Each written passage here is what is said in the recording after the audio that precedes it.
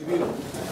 Uns quants, ulleres, emmiralles, i alguns altres diem amb una excusa absurda, perquè les excuses totes són tontes, i és que el senyor Comodí fa ja 70 anys, d'aquí poc, hauríem de fer una cosa que sigui una mica grossa. Què és aquesta cosa, diguem-ne, una mica grossa? És simplement posar sobre un escenari una part, una molt petita part de la seva obra. No sé res de res. Avui m'he assabentat d'alguna cosa de la que han dit, però no sé. De fet, els hauria pogut trucar perquè em deixin explicar coses, però a mi em sembla que la gent se'ls ha de deixar treballar en tranquil·litat i són ells els responsables i ells han triat els textos i me'n fio absolutament perquè fa molts anys que ens coneixem.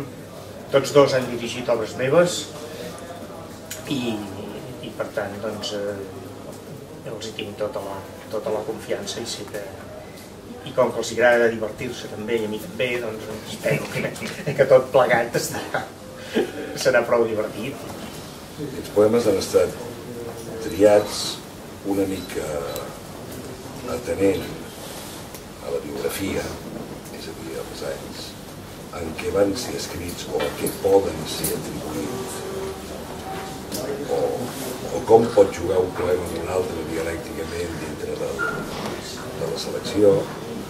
I personalment, doncs, una de les coses que professionalment m'agrada més, segur, la que m'agrada més és dir versos i sobretot versos que estiguin ben escrits, que amaguin doncs tot el que pot amagar una llengua i que realment doncs que t'adones com la llengua ajuda el poeta i el poeta s'ajuda de la llengua.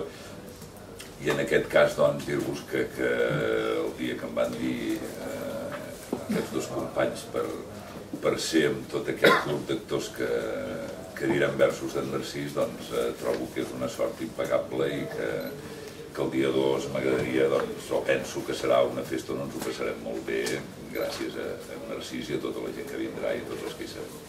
Rellegint coses seves, doncs vam pensar que potser una llebre Royal seria un plat, no?, per poder-li dedicar aquest aniversari, no?